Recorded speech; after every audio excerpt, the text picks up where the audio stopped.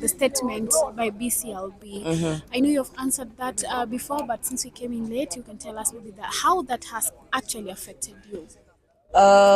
First and foremost, naweza sema like kitu yenye tu imehapenia, effect yenye tu imehapenia kila mtu ni literally ni kama tumetolewa wanyama kwa mdomo. We've been hunting for this. This is what we live from, you know. Hapa ndo tunatoanga rent, hapa ndo tunatoa pesa za video. We work with these people on even more corporate level than how people think. And inaweza kuwa labda sio mimi nimeaffectika sana, lakini kuna influencer mwenye alikuwa ameanza jana, ampata deal, ndo yani hata ameanza yani ndo deal yake ya kwanza, you know, and then right now they consider themselves jobless, and then it is something that sisi wote pia tuliamkia. Kuna watu wengine tulikuwa tushapangia hiyo mshahara ya this month, you know. So wameturudisha like it's a step back and wameturudisha, and if they're coming up with these ways za ku stop all that, they should compensate it na other ideas za kufanya content creators wasikuwe unemployed ama nini, because it's a source of employment for all of us. And we know that. So I think what to consider it that sini youth kuna like unemployment iko sana, and this is one of the ways we make content, we attract brands. They come, they want to work with us, they pay us. So we consider the fact that it is just wanna kill the and ile power yenye moral yenye tulikuwa nayo inaisha tu kabisa. You've mentioned that you've been doing this for quite some time. At any point did you see this coming? No, I didn't see this coming. Plus the minute they like gave all these rules and everything, was like a month ago, and I thought like they were gonna come up with ways. Plus I believe those people have creatives in that board or something, but since wametengeneza boards mingi sana zenye wameweka watu wenye wanaweza tutetea kwa hii sector. So me I believe that our say ndio sauti yetu, you know, the people who were chosen na wako front line pale, au ndo wanafaa kuwa natuongelelea sahi.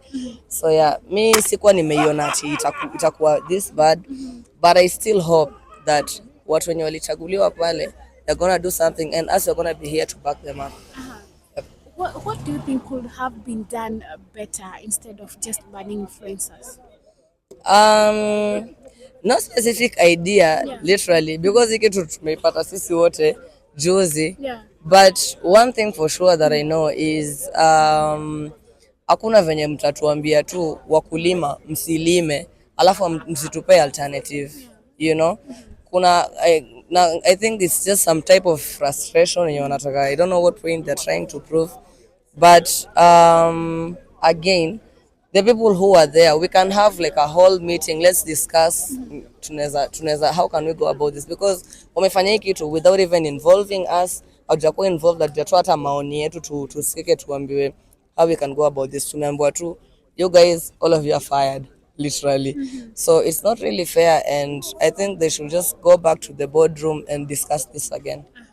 Right, thank you so much. Sorry. Kuna story hapo watuambiwi kama ni TV na radio na print wameshikana, wakasema sisi tustopishwe sababu pesa mingi sasa inaenda kwa influencer, because I have like 3 platforms. I have Facebook, I have Instagram, I have TikTok. Unaona, nikiweka post kwa hizi 3 platforms itakuwa na better reach, na itakuwa na better reach na plus itakawia, kwa sababu ukilipa TV unaambiwa sijui hii ni ya prime time peke yake ama hii sijui ni ya hii time. Sisi hatuna restriction, tukiweka hiyo post hapo itakawia, but then hii inatu affect vibaya sababu unatuachisha tu, how regulate. Alafu angalia serikali, hii ni kazi ya kuleta.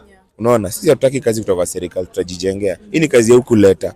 Alafu ukasema jumna na nyinyi ni wananchi lazima mlipe, ni tuaje mlipe tax. Unaona, tukakubali tax tunakatangwa. Alafu sasa tena umeitoa indefinite, unataka tulipe tax na nini? At least for the sake of paying tax to the government.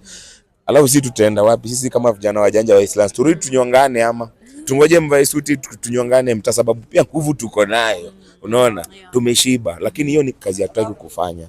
Unaona, since you guys have not been able to take care of us, we're able to take care of ourselves.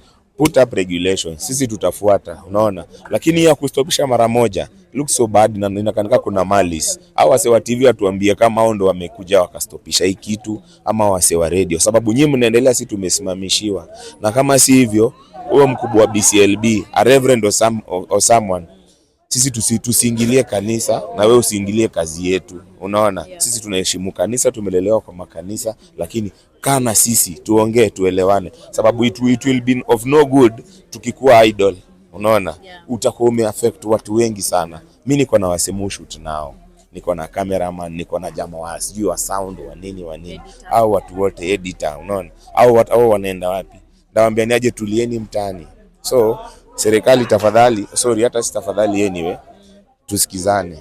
Nichukueni taksi yenu kulingana na ile kiwango mnataka, na kama ni tuaje traditional media, nyinyi, if you improve your standards, people won't look at us that as much as they do. Unaona, because what you do, you don't give value, you don't give the right standards of things. Unaona, vitu za huku hampromote because we have nowhere else to run to at the moment. Hii kidogo nye tumepata tena mnachukua. Sawa, you can only tax what you created, but since sasa mwezi create, taxini na mtulie. Exactly. Thank you so much, Samiro.